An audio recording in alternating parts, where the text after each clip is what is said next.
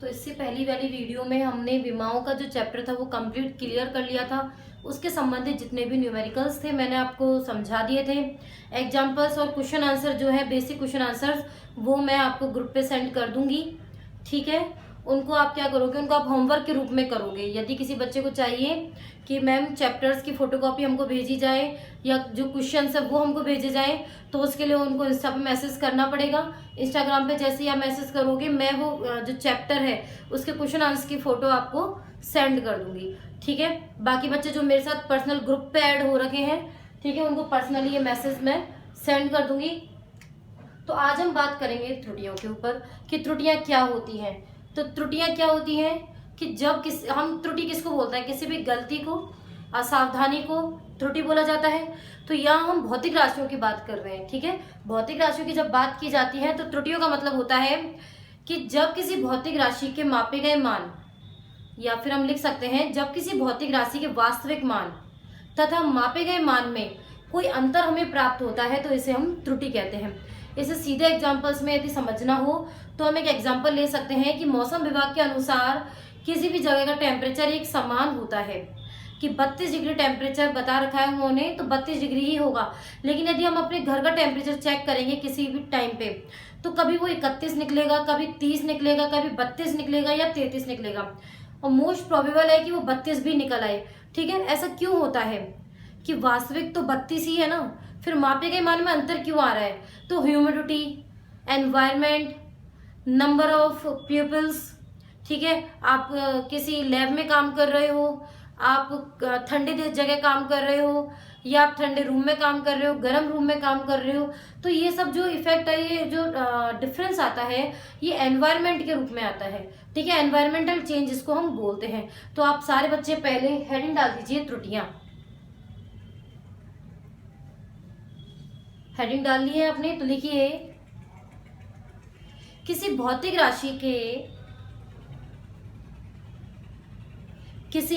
राशि के वास्तविक मान तथा मापे गए मान के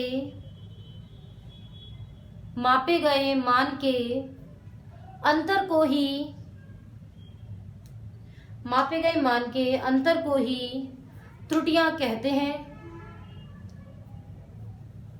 ठीक है, हेडिंग डाल दीजिए त्रुटियों के प्रकार।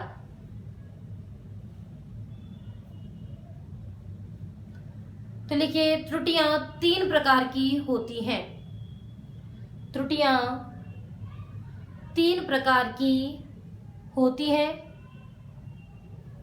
पहली लिखिए क्रमबद्ध त्रुटि, सेकंड यादृच्छिक त्रुटि, थर्ड स्थूल त्रुटि। ठीक है, अब पहली हेडिंग डाल दीजिए क्रमबद्ध त्रुटि।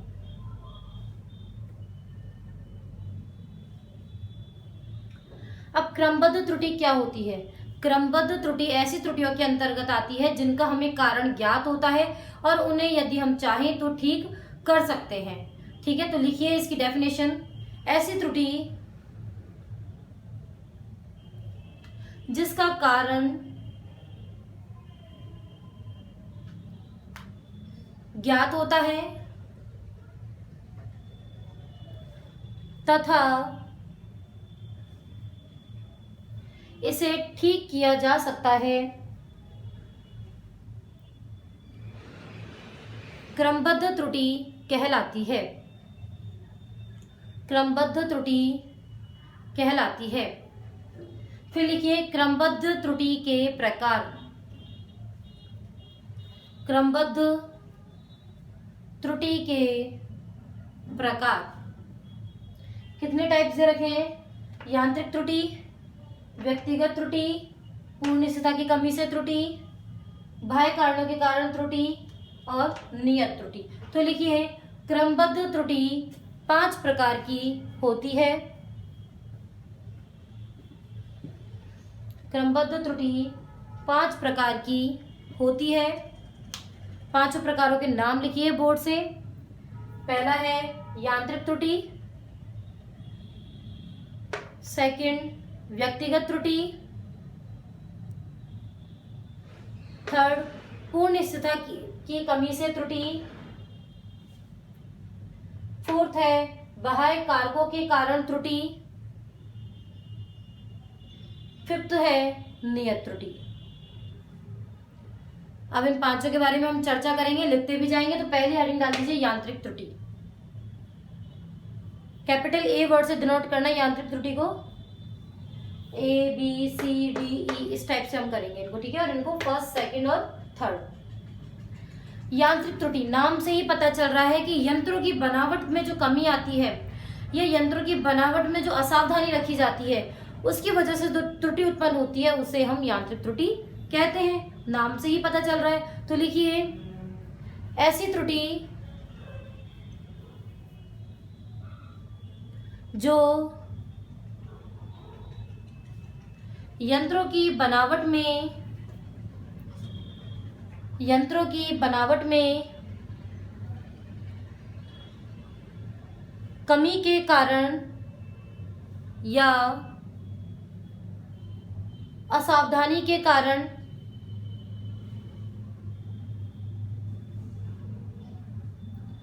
उत्पन्न होती है, यांत्रिक त्रुटि कहलाती है। सेकंड व्यक्तिगत त्रुटि। व्यक्तिगत कि जैसे कि मैं एक्सपेरिमेंट करा रही हूं और मुझे आता ही नहीं है कि एक्सपेरिमेंट कैसे करते हैं, या कोई स्टूडेंट है प्रैक्टिकल चल रहा है उसको यही नहीं पता कि एक्सपेरिमेंट कैसे करना है, कहाँ से उसको पकड़ना है, वैल्यू कहाँ से देखनी है। क्योंकि जनरली होता ही है कि जब एमीटर वोल्टमीटर में रीडिंग्स को हम देखते हैं तो हमें 90 का एंगल हमें परफेक्ट बनाना होता है अपना आई कांटेक्ट का और इंस्ट्रूमेंट का। इस टाइप से जब आई कांटेक्ट होता है तब हम तब उसकी रीडिंग्स को हम अच्छे से देख पाते हैं, ठीक है। तो व्यक्तिगत त्रुटि के अंदर लिखिए यह त्रुटि व्यक्ति की असावधानी के कारण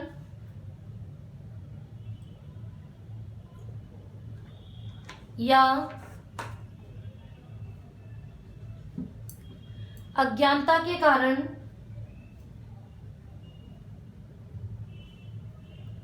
उत्पन्न होती है।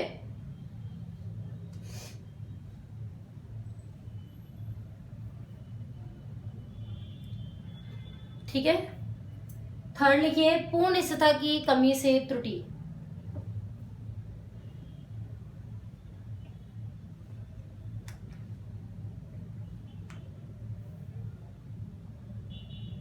पूर्ण स्थिरता की कमी से त्रुटि, इसको हम शब्दों में बहुत अच्छे से व्यक्त नहीं कर सकते, लेकिन एक तरीके से ये कहा जाता है कि जब हमें उसका कारण पता है और तब भी यदि हम उसे ठीक ना कर पाए तो ये त्रुटि होती है, या फिर हमारी असावधानी के कारण जो त्रुटि उत्पन्न होती है उसे हम पूर्ण स्थिरता की कमी से त्रुटि कहते हैं। तो इसके लिए लिखिए यह त्रुटि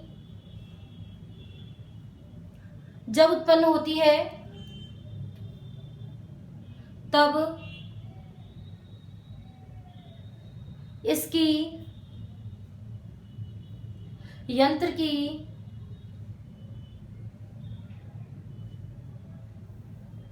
सही बनावट होते हुए भी इसके कलपुर्जों का पूर्ण ज्ञान नहीं होता है। कि यंत्र की बनावट भी सही है, ठीक है, लेकिन आपको उसके कलपुर्जों का ज्ञान ही नहीं है कि ये कैसे है, कैसे नहीं है, कैसे फंक्शन वर्क करेगा, कैसे वर्क नहीं करेगा। व्यक्तिगत त्रुटि का ही एक रूप है, लगभग ये असफलता ही है, ये भी इसकी भी एक नासमझी की वजह से होती है। फिर लिखिए बाह्य कारकों के कारण त्रुटि।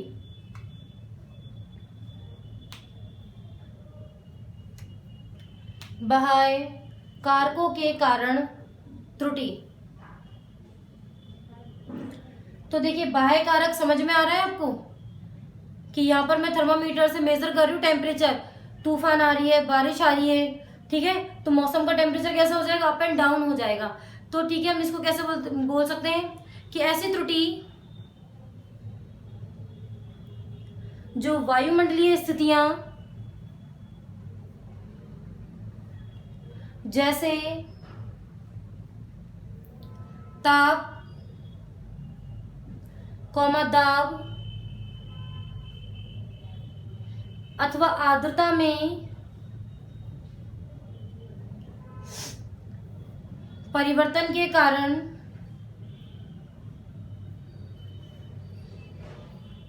उत्पन्न होती है, बाह्य कारकों के कारण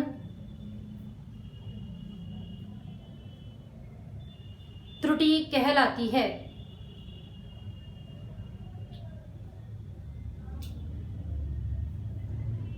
अगली हेडिंग है नियत त्रुटि। डालिए हेडिंग नियत त्रुटि।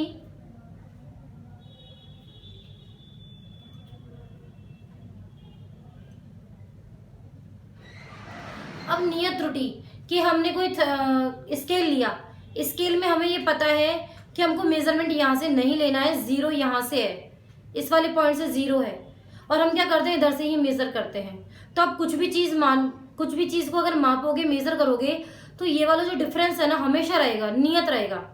ठीक है, तो लिखिए इस प्रकार की त्रुटि में प्रत्येक प्रेक्षण में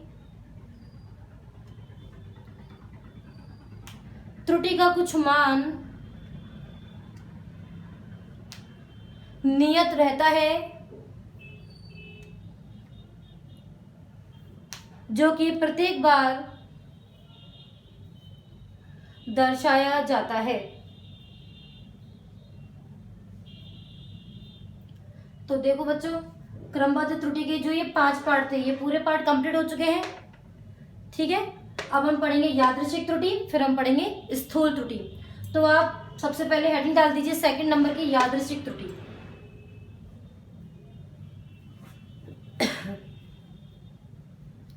क्या होता है यादृच्छिक त्रुटि?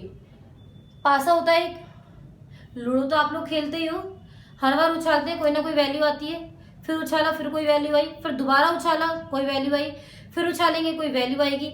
इसका मतलब ये है कि हम इसे जब भी उछालेंगे कोई वैल्यू आएगी, और जरूरी नहीं है कि वो सेम आए। यादृच्छिक को इंग्लिश में बोलते हैं हम रैंडम। ठीक है, तो मतलब हर बार प्रेक्षण ले रहे हैं, हर बार कोई ना कोई वैल्यू आ रही है, हर बार प्रेक्षण ले रहे हैं कोई ना कोई एरर आ रहा है, तो इसको हम यादृच्छिक त्रुटि कहते हैं। तो लिखिए इस प्रकार की त्रुटि में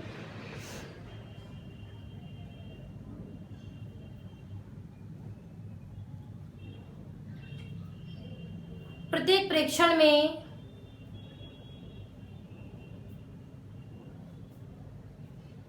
कोई ना कोई त्रुटि अनियत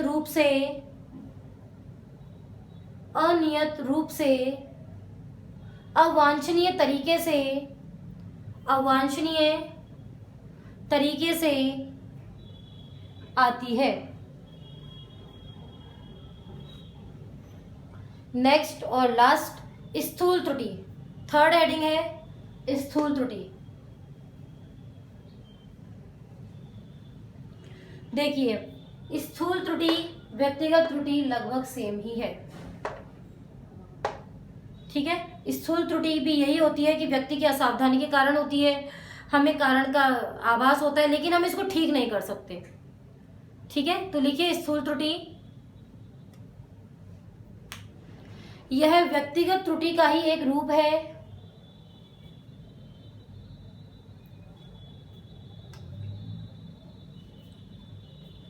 यह त्रुटि भी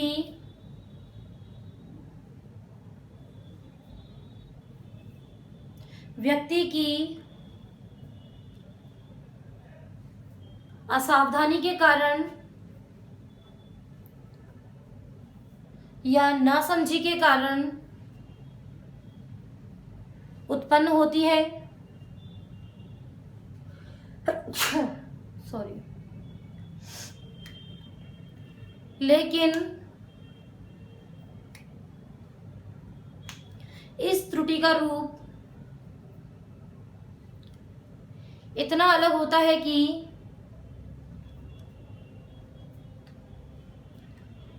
इसे ठीक कर पाना आसानी से संभव नहीं है।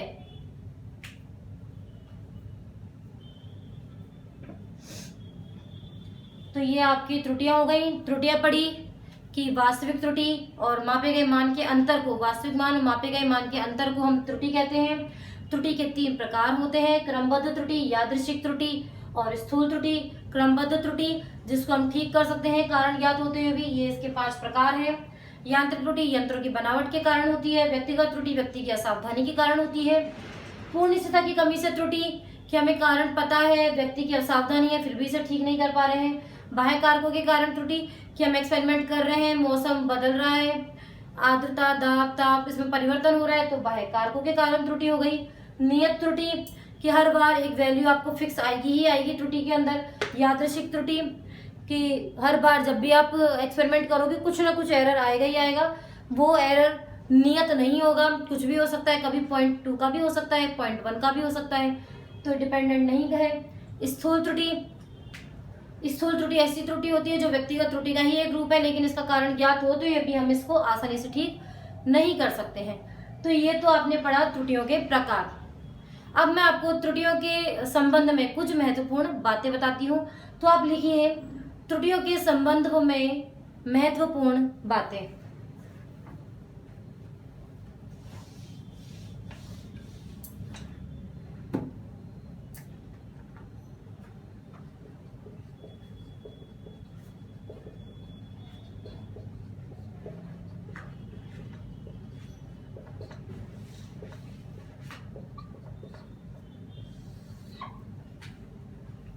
पहला, त्रुटियां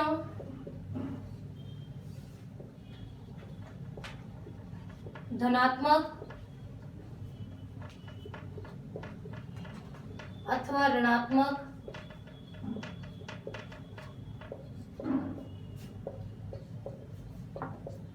हो सकती है।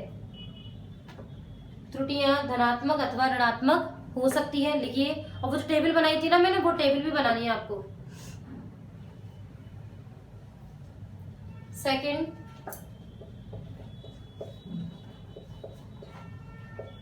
त्रुटियों को केवल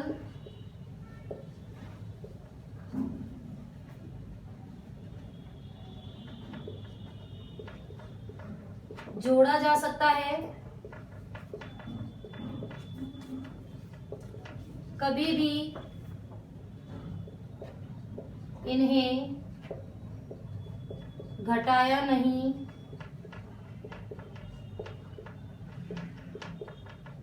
जा सकता है।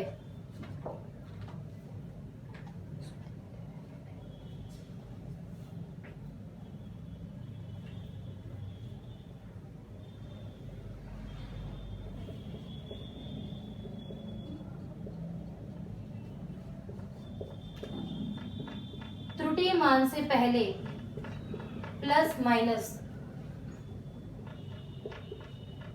दोनों चिन्ह लगाने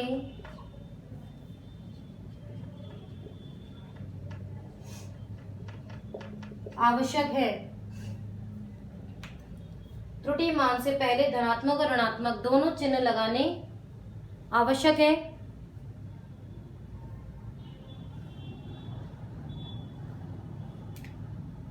फोर्थ, त्रुटियों का योग व्यवकलन गुणन व भागफल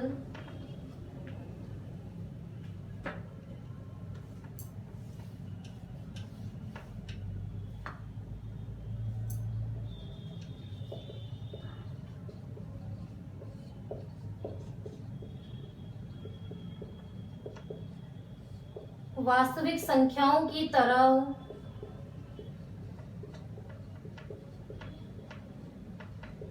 नहीं होता है। ये इसके 4 महत्वपूर्ण पॉइंट हैं, इनको आप लिखिए।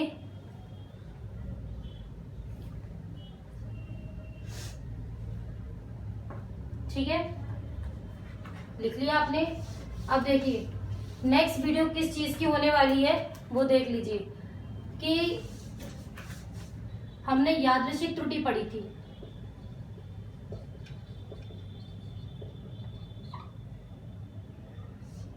इसके थ्योरेटिकल तो कोई रूप नहीं होते हैं, थ्योरेटिकल इसका कोई रूप नहीं है, लेकिन न्यूमेरिकली रूप में इसके रूप होते हैं। पहला होता है निरपेक्ष त्रुटि,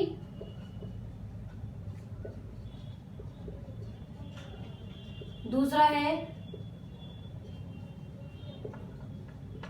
आपेक्षिक त्रुटि, तीसरा है प्रतिशत त्रुटि।